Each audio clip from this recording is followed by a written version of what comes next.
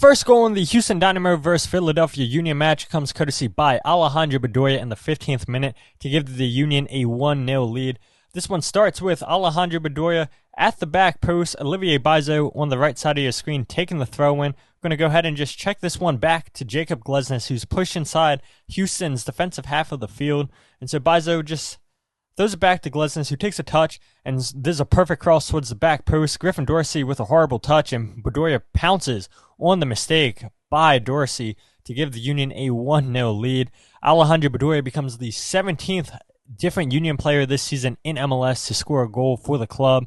The Union now have scored 3 straight set pieces in 3 games, with this becoming number 15. But look right here. I mean, the way the Union lined this up, I don't think Houston was expecting Jacob Glesnes to be the one crossing this ball towards the back post. This is an excellent ball whipped in by Jacob Glesnes.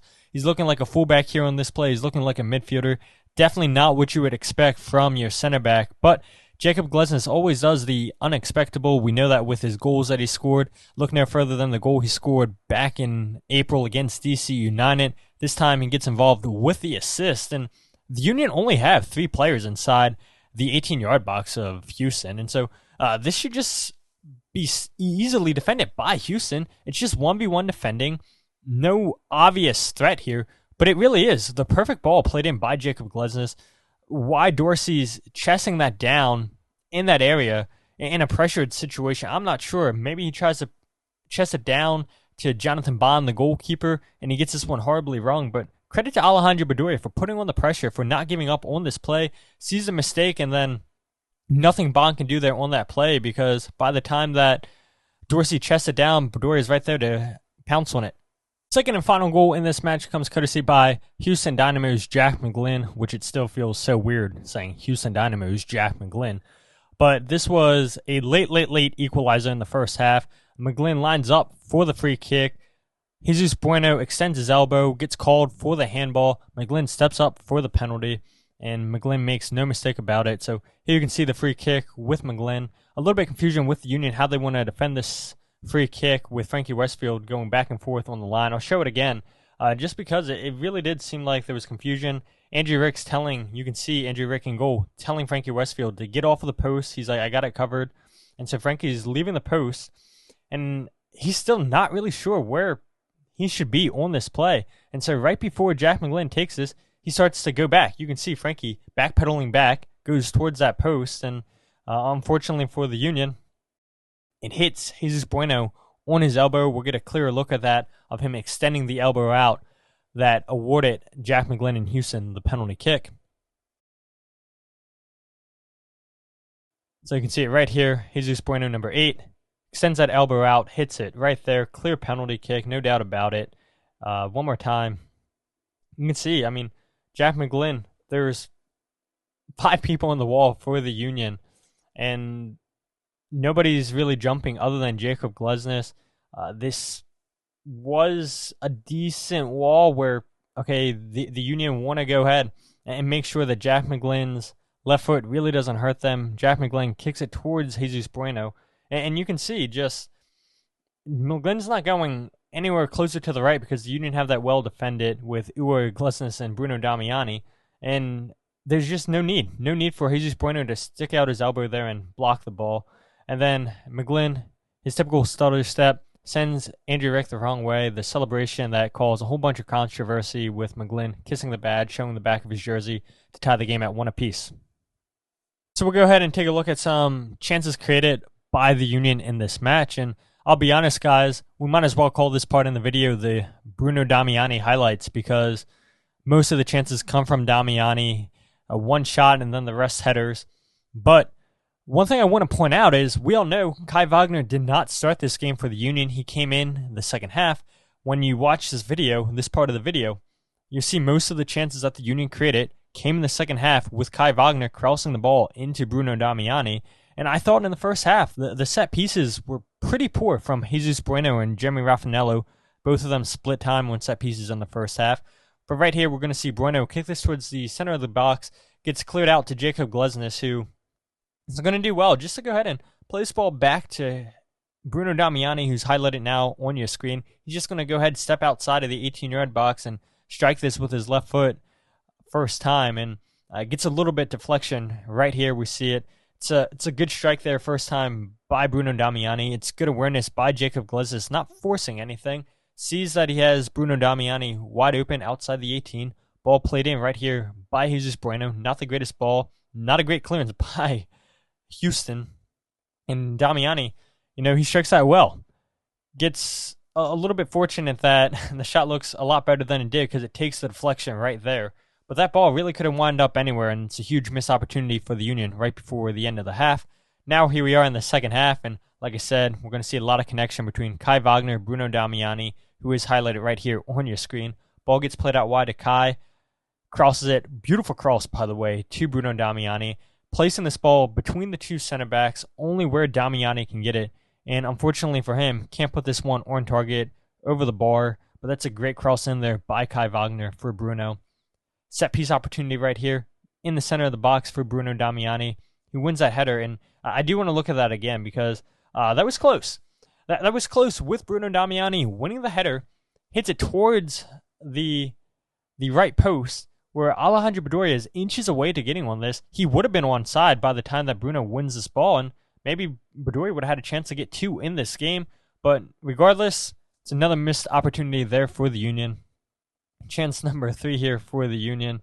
And I love this one right here. There's going to be a chance by Jesus Bueno, who we're going to go ahead and just track. Again, you can see what the Union's game plan was. As soon as Kai Wagner comes in, move the ball to the left, move the ball to the left. A lot of space for Kai Wagner out there on the left-hand side of the field. And I think maybe this is one of them where Houston wasn't expecting this deep run by Jesus Bueno into the 18-yard box. But regardless, Jesus continues his run there. And Jesus and Ty Baribo in the same position here. Either one of these guys could have had a chance at the header. It's Jesus who has it, and he puts that one off target. That's a huge wasted opportunity. And Bueno goes down with a little bit of a knee injury.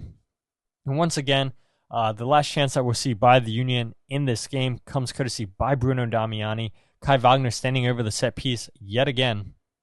Kai, by the way, went a perfect 5 for 5 in his crosses completed in this game. He had 5 chances created, and he only played 32 minutes. And so a really, really good performance by Kai in this game. But Bruno Damiani is just going to go ahead and run into the space right next to Indiana Vasilev. It's a perfect ball played in by Kai Wagner. Powerful save there by Jonathan Bond. Just a powerful of a header from Bruno Damiani. And the Union keep this alive right here. They're going to go ahead and just find Kai Wagner, who finds Nathan Harriel, who plays it into Damiani, who gets fouled by Pablo Ortiz here, and the referee says penalty. No mistakes about it, points straight to the spot. But this game was full of controversy. Multiple opportunities for penalties. Yes, we saw Jack McGlynn score his penalty kick.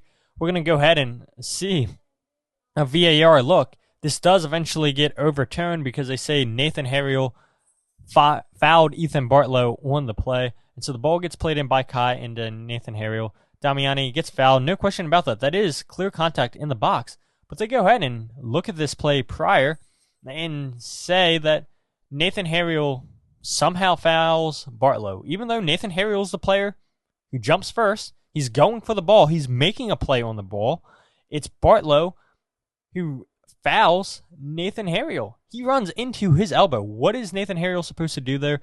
This check only lasted for 30 seconds, and so according to Mendoza, the referee, it was clear and obvious in his opinion that Nathan Harriel is the one who calls the foul on this build-up. We'll go ahead and end the video looking at some saves by Andrew Rick in this game. We'll also take a look at the 2 chances by Houston where they hit the crossbar and the post. But Rick only makes 2 saves in this game against Houston. Really not called into action too much, but we can see right here Houston being patient on the ball. Jacob McGlynn is going to go ahead and just put pressure on Ponce, who's calling for the ball, and so no issues whatsoever with Jacob Glesnes right here. And so this is the right play here by Jacob Glesnes. But where the issue is right here, okay, as soon as Jacob Glesnes leaves that space, you're going to see Kowalczyk just run in, sneak in behind the Union's back line. And so that means Olivier Baizo is going to have to go ahead and shift, cover that space that Jacob Glesnes left behind. You're going to have the through ball over the top by Junior Urso, and it puts Kowalczyk in 1v1 against Andrew Rick. And so you can see right here, makes that run. Bizo tries to play an offsides line with his teammates there, and that's an easy save there by Andrew Rick. But I do want to show that save and then the offsides line one more time. Good, easy save there by Andrew Rick. But right here, you saw Bizo stepped up. He's late. He's late to setting this offsides trap. Frankie Westfield, Nathan Harriel, they're both on the same page.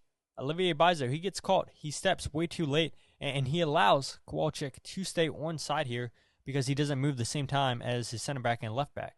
And so now he's in behind 1v1. Jack McGlynn does a good job to put the pressure on here. Why he tries to go for the chip, not really sure, but there's a good save there by Andrew Rick. And so the second save of the game, we're going to see a long-range strike from Jack McGlynn. We know he can score these goals. It's a beautiful strike by Jack. Really good save there by Andrew Rick. And then Ponce was called for offsides there. Rick does a good job making the double save there on that shot there by Jack McGlynn.